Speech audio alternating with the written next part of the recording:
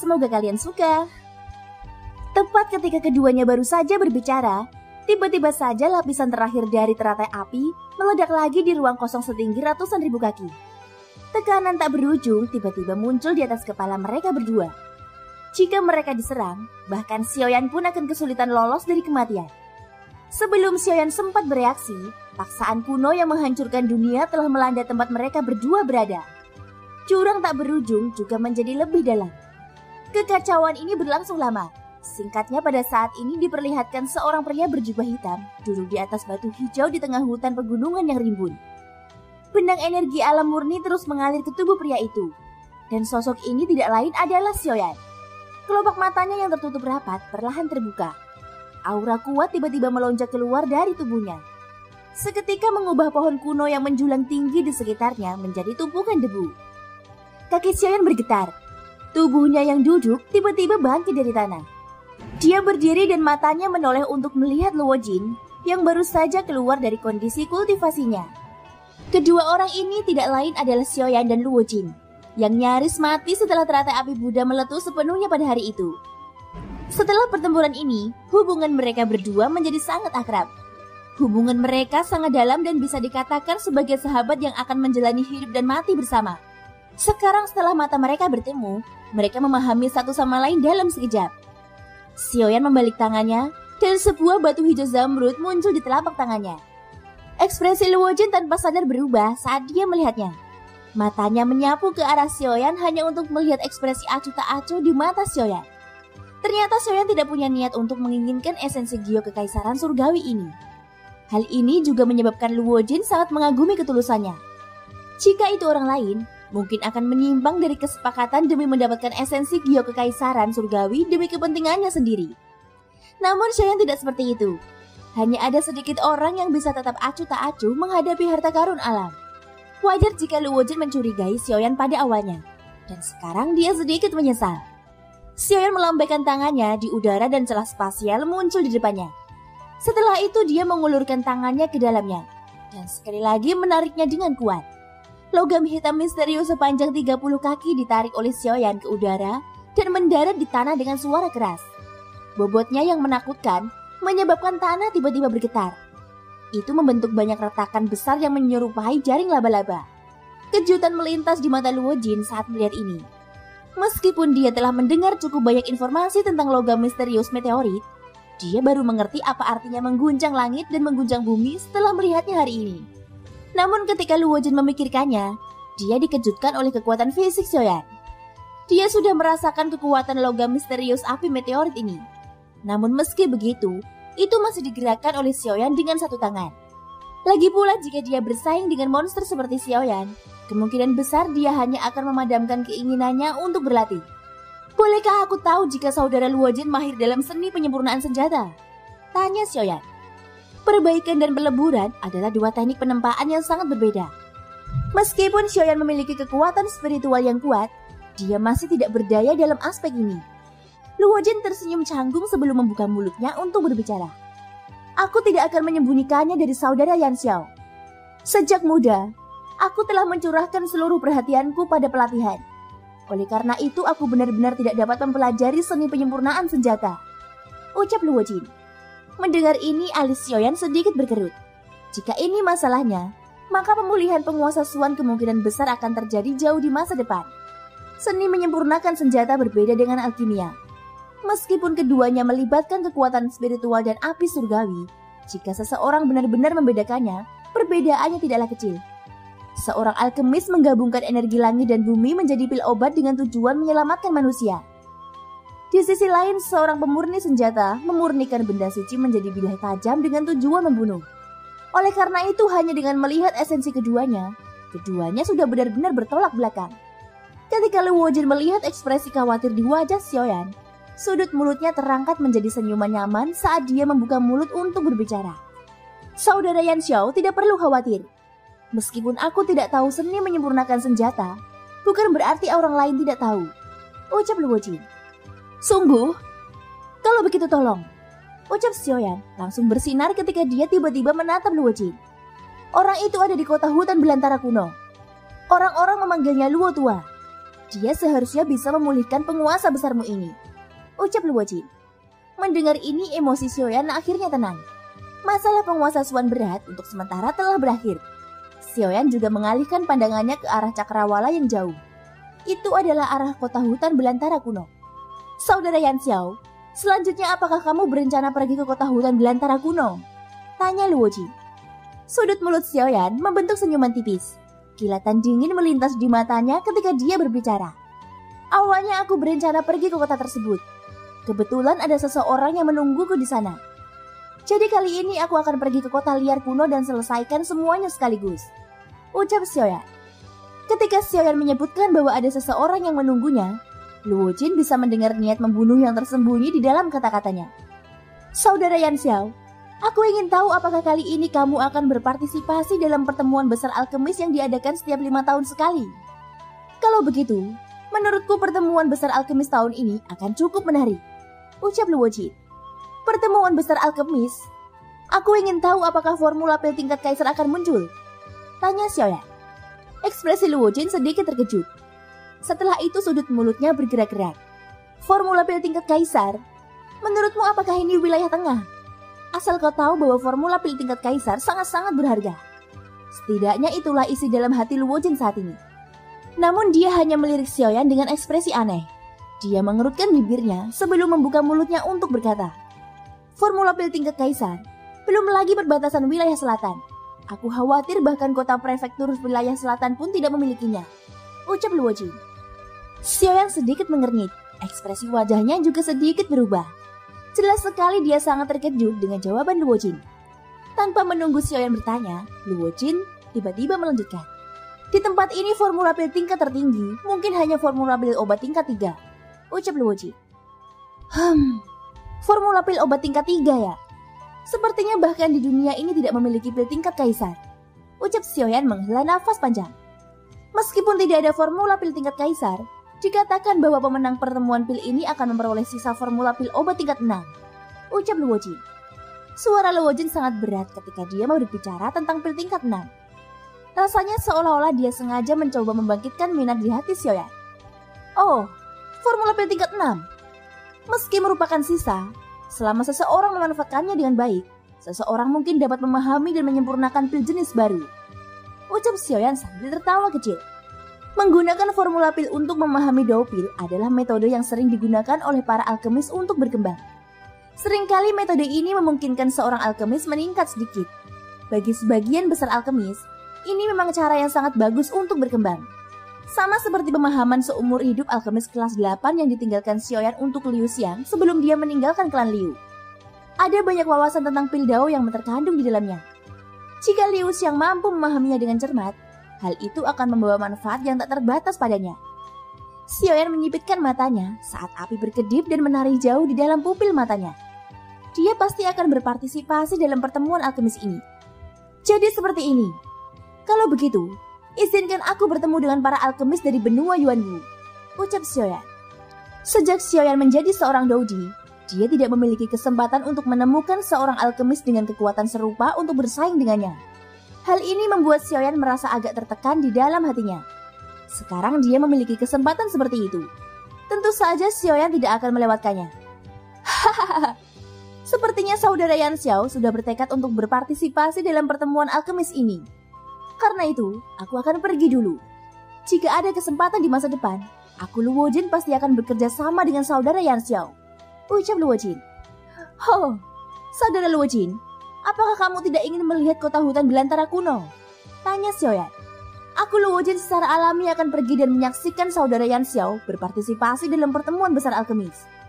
Namun saat ini aku mempunyai beberapa hal sepele yang harus diselesaikan. Oleh karena itu aku tidak dapat bepergian bersama dengan saudara Yan Xiao. Tapi aku dapat menjaminmu bahwa aku pasti akan mengamati dari samping ketika kamu naik ke atas panggung, ucap Luo Jin. Xiaoyan tertawa terbahak-bahak saat mendengar ini. Hahaha. Kalau begitu, aku akan menunggu kedatangan saudara Luo Jin di kota hutan belantara kuno. Aku juga berharap perjalanan saudara Luo Jin lancar dan kembali dengan selamat, ucap Xiaoyan. Keduanya bertukar basa-basi lagi sebelum Xiaoyan menangkupkan tangannya ke arah Luo Jin. Saudara Luo Jin, kita akan bertemu lagi, ucap Xiaoyan. Saudara Yan Xiao, kita akan bertemu lagi, ucap Luo Jin juga menanggapi. Setelah itu tubuh Xiaoyan dengan cepat terbang menembus awan dan terbang ke kota terdekat. Kutua, menurutmu apa nama benda yang digunakan Luo Jin tempo hari? Benda itu sebenarnya bisa dengan paksa menteleportasi seseorang yang jaraknya puluhan ribu mil. Mungkinkah itu formasi teleportasi? Tanya Xiaoyan. Guyao tertawa terbahak-bahak mendengar kata-kata Xiaoyan. Aku khawatir kamu adalah satu-satunya orang bodoh di benua Yuanwu. Hahaha. Formasi teleportasi. Mengingat latar belakang bocah itu, mengapa dia menggunakan sesuatu yang sekecil formasi teleportasi? Ucap Guyao. Kata-kata Guyao menyebabkan Xiaoyan mempunyai pendapat baru tentang Luo Jin. Luo Jin sebenarnya memiliki latar belakang yang luar biasa. Hei, apa menurutmu semua orang di benua Yuanwu bisa menjadi Daudi sejati di usiamu? Apa menurutmu Daudi sejati adalah kubis yang lemah? Ucap Guyao sepertinya telah mengantisipasi pikiran batin Xiaoyan. Dia mengubah topik dan menyebutkan kekuatan Luo Jin. Kata-kata ini menyebabkan Xiaoyan merasa sedikit bingung. Aku khawatir anak itu sebenarnya berasal dari wilayah tengah untuk berlatih. Di wilayah selatan, hanya sedikit kekuatan super yang memiliki latar belakang yang kuat. Jangan pernah memikirkannya. Lagi pula yang dia gunakan hari itu bukanlah formasi teleportasi.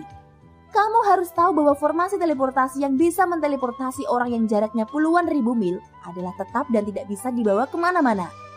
Ucap Guyao. Sebelum Xiaoyan bisa bertanya lebih jauh, Guyao dengan cepat menambahkan. Apa yang digunakan anak nakal itu adalah manik pemecah batas yang dipadatkan oleh seseorang di level yang mulia asal dengan kekuatan ruang.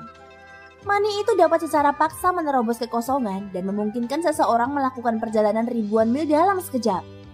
Tentu saja manik pemecah batas ini tidak dapat dipadatkan sesuka hati. Bahkan yang mulia asal hanya memiliki tingkat keberhasilan sepertiga. Lagi pula, meskipun seseorang berhasil memadatkannya, ia akan menghabiskan banyak energi. Biasanya seseorang perlu istirahat selama beberapa bulan sebelum dapat pulih sepenuhnya. Oleh karena itu, kecuali faksi tersebut memiliki fondasi yang kuat, meskipun mereka memiliki seorang yang mulia asal, sangat jarang bagi mereka untuk menyempurnakan item seperti itu. Lagi pula tidak ada yang bisa menjamin bahwa faksi lain tidak akan memanfaatkan kelemahan mereka. Jadi produksi manik pemecah batas ini sangat rendah, sehingga menyebabkan permintaan yang tinggi di benua Yuanwu. Sekarang karena bocah itu bisa dengan mudah mengeluarkannya, itu berarti faksi yang dia ikuti tidak hanya memiliki satu orang yang mulia asal. Ucap Guyao. Hanya pada saat inilah Xiaoyan mengerti segalanya setelah Guyao berbicara. Identitas Luo Jin sepertinya luar biasa. Tak heran jika dia berani datang ke sini sendirian untuk menghadapi serigala pemecah awan. Tubuh Xiaoyan yang bergerak maju tiba-tiba berhenti. Dia menoleh dan melihat ke daerah dalam pegunungan yang tak berujung. Ada wilayah gelap yang luas di tempat itu yang ada secara independen dari dunia. Itulah yang tertinggal setelah api teratai Buddha Mara meledak sepenuhnya. Seluruh area telah dilahap dengan paksa oleh kekuatan yang meletus dari api teratai Buddha Mara, menyebabkannya menghilang sepenuhnya dari dunia ini. Adapun kegelapan tak berujung, dibutuhkan setidaknya setengah tahun untuk menghilangkannya sepenuhnya. Sepertinya api teratai Buddha Mara tidak bisa digunakan begitu saja di masa depan. Kalau tidak, itu mungkin akan menarik perhatian para ahli di benua itu. Pada saat itu aku khawatir akan terjadi banyak masalah. Ucap Xiaoyan juga sangat terkejut menghadapi letusan api teratai Buddha Mara setelah pertempuran. Dia tidak menyangka bahwa teknik dao kelas manusia benar-benar mampu melepaskan kekuatan yang begitu kuat. Bahkan dia yang mengendalikannya pun kesulitan mengendalikannya. Baiklah, alasan mengapa api itu begitu kuat adalah karena ketiga api surgawi milikmu terlalu menantang surga. Selain itu tentu saja sulit bagi diriku untuk menahannya. Ucap Guyao. Xiaoyan mengangguk. Dia secara alami menyadari hal ini. Api teratai Buddha Mara yang terbentuk dari 3 api surgawi memang mustahil untuk ditekan bahkan jika seseorang menginginkannya. Xiaoyan sekali lagi menghela nafas secara emosional di dalam hatinya. Dia tidak tinggal lebih lama lagi. Tubuhnya bergerak dan dia dengan cepat terbang ke arah kota hutan belantara kuno. Dalam arus orang yang tak ada habisnya, sosok Xiaoyan berjalan dari orang ke orang. Perputarannya yang lembut menyebabkan orang-orang di sekitarnya tidak bisa menyentuh tubuhnya. Xiaoyan jarang mengalami kota yang ramai seperti ini. Latihan sepanjang hari menyebabkan Xiaoyan merasakan kesepian berada di kota sendirian. Tiba-tiba Xiaoyan mengangkat kepalanya dan menemukan ada gelombang energi api yang melonjak tidak jauh di depannya. Jejak ketertarikan tanpa sadar muncul di hatinya. Sudut mulutnya melengkung saat dia berjalan dengan lembut. Meskipun tindakan Xiaoyan mungkin lambat-lambat, Jika seseorang mengamatinya dengan cermat, seseorang akan menemukan bahwa setiap langkah yang diambilnya akan memungkinkannya untuk maju puluhan kaki tanpa terlihat. Jarak beberapa jalan ditempuh dalam sekejap mata. Saat dia mendekat, suara dari kerumunan mengungkapkan beberapa informasi. Hei, Muling sebenarnya ingin bersaing dengan tuan muda Suzeng dalam bidang alkimia. Dia benar-benar bodoh. Siapa di kota Yanluo yang tidak tahu bahwa tuan muda Suzeng adalah alkemis nomor 1 dalam 100 tahun? Orang ini sebenarnya ingin bersaing dengan Tuan Mu dan Su. Dia benar-benar tidak tahu batas kemampuannya. Ucap seorang pria dari kerumunan memandang seorang pria kurus di tengah panggung. Sudut mulutnya tanpa sadar terangkat menjadi senyuman dingin. Begitu kata-kata dari mulutnya keluar, semua orang yang hadir mulai menggembangkan kata-katanya. Ejekan yang tak ada habisnya ini menyebabkan pria yang bernama Muling di arena berubah menjadi suram. Wajahnya dipenuhi keengganan saat dia dengan kejam menatap Suzeng yang mengenakan pakaian bersulam di seberangnya. Hehehe, bagaimana? Apakah kamu berani bertarung denganku? Selama kamu mengalahkanku, kamu bisa mengambil esensi Glacier hari ini. Aku juga akan membayarnya, ucap Suzeng. Dia sama sekali tidak peduli dengan tatapan tajam Muling. Yang dia lakukan hanyalah tertawa dingin ketika dia berbicara. Muling sebaliknya merasakan kemarahan di kepalanya ketika dia mendengar ini. Tatapan yang dia gunakan untuk menatap Suzeng hampir meludahkan api. Namun kemarahan di hati Muling padam ketika aura dari tubuh Suzeng melonjak dan tekanan yang dimiliki seorang Douzong terungkap. Di hadapan seorang Douzong, kekuatannya di puncak kelas Do Huang bukanlah apa-apa. Douzong memang terlalu kuat. Saat penonton merasakan aura Suzeng, mereka langsung berdiri. Tuan Muda Su telah maju ke kelas Douzong. Selamat, karena Tuan Muda Su telah maju ke kelas Douzong. Tiba-tiba, arena yang tadinya riuh itu menjadi semakin memanas seperti sepanci minyak mendidih. Xiaoyan di sisi lain memiliki ekspresi acuh tak acuh saat dia berdiri di depan panggung batu setinggi 1 meter. Sudut mulutnya terangkat menjadi senyuman tipis ketika melihat ke arah Muling di arena. Dengan kekuatan Xiaoyan, dia secara alami dapat mengatakan bahwa kekuatan spiritual Muling tidak kalah dengan Suzeng. Jika keduanya benar-benar bertarung, sulit untuk mengatakan siapa yang akan muncul sebagai pemenang. Saat Suzeng menerima pemujaan dari semua orang, suara Muling yang penuh dengan tekad tiba-tiba terdengar. Suzeng, aku ingin menantangmu. Kita akan berkompetisi dalam alkimia di panggung batu langit ini. Pemenangnya akan mengambil esensi Glacier. Terlebih lagi yang kalah akan membayar esensi Glacier. Isi kompetisinya adalah untuk melihat siapa yang bisa memurnikan pil obat dengan khasiat obat yang lebih baik, ucap Muling. Wajah Suzeng yang gelap dan dingin digantikan dengan ekspresi ramah. Dia mengulurkan tangannya dan memberi isyarat mengundang sambil tersenyum. Baiklah, karena saudara Muling setuju, semua orang yang hadir di sini akan memberikan kesaksian. Hari ini aku Suzeng akan bersaing dengan Muling dalam hal keterampilan alkimia. Untuk mencegah penolakan, semua orang yang hadir di sini akan menjadi juri pertandingan hari ini. Semuanya akan diputuskan oleh Anda, ucap Suzeng. Setelah kata-kata Suzeng keluar dari mulutnya, kerumunan sekali lagi menjadi keributan.